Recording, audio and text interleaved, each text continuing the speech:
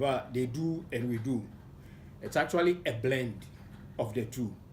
In between, there are internships, right, that the students go through the long vacs to do that. In that way, they get exposure. So then it's not like you do the theory all 6 years, then you go out, you get overwhelmed with the demands of practice. And it's not even only on the long vacs or vacation.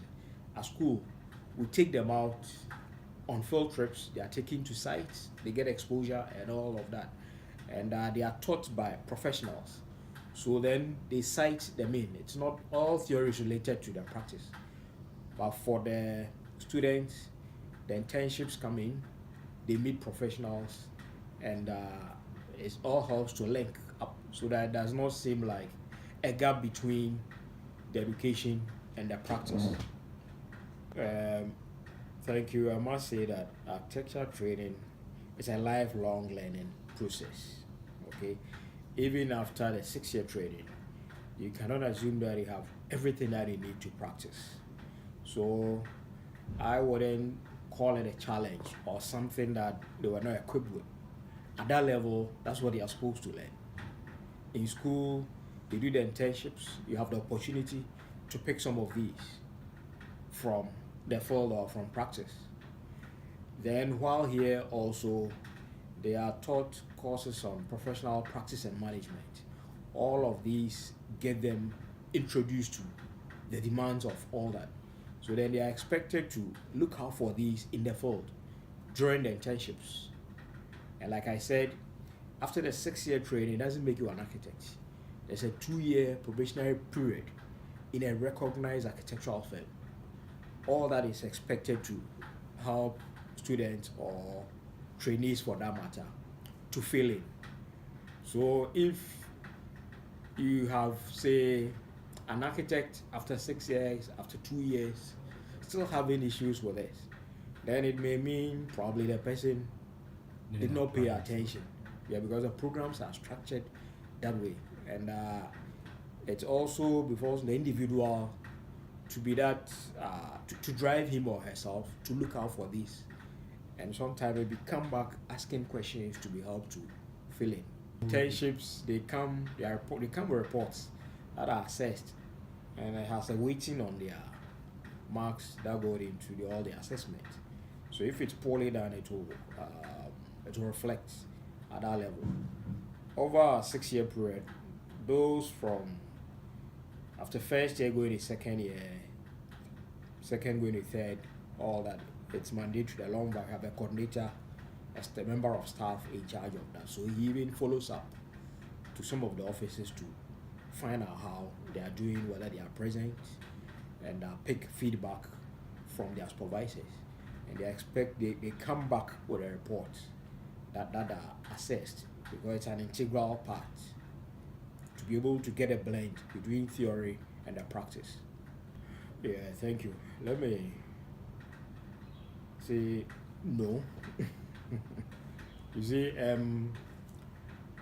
is that a training we want them to develop their creativity, their ability to imagine and all that. So we don't put cost element to that, but at the end they do what we call costing and some element of facing that will help to take care of the cost. If, for instance, it's too huge, if project might not be able to be executed at a go, it's faced to see which component might be needed first, next, and all that. So in development of our programs, we hardly create a ceiling. We encourage them to come out, design, explore all the extent to which they could imagine and create and all that. But then whatever comes up has to be something that is practical, right? You don't restrict them. A student might go to whatever extent, but at the end, we encourage them to do something that is practical. And if it means maybe a structural component, that might be too expensive looking at cost. We rather encourage them to consult a structural engineer to get it to be practical, to be achievable, to be buildable, right? Then gradually as they go into the world or the world of practice with on the field where they are senior architects and all that, and also getting introduced to the practical level of schemes, these things are gradually ironed out, or at that level they are helped to.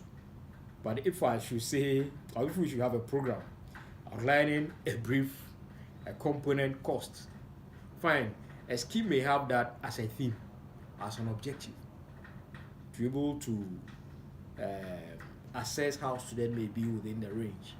But sometimes the requirements, it all may translate into cost, because maybe designing for a given set of people, a given context, say lower income, middle income.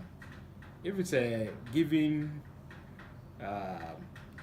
income bracket, that alone sets a range, right? But then we may not have specific figures that you'll be dealing with. So there are instances where students have been asked to design for, say, middle income. They pin it up and readily see that no, the middle income cannot afford this. Or it's for lower income. They pin it up and no, this cannot. But we may not contest it with the figure. But then the range, the target group alone brings out the fact that you are missing something on cost. And they may be advised to go back and even the assessment, you may have some map going for that, whoever has been able to achieve something for the target group. Well, no design is done out of context. Every time you have a target group, you have a location, you have all that. So that alone sets some limits, okay, as far as budget or cost, but not with figures, if I may put it that way.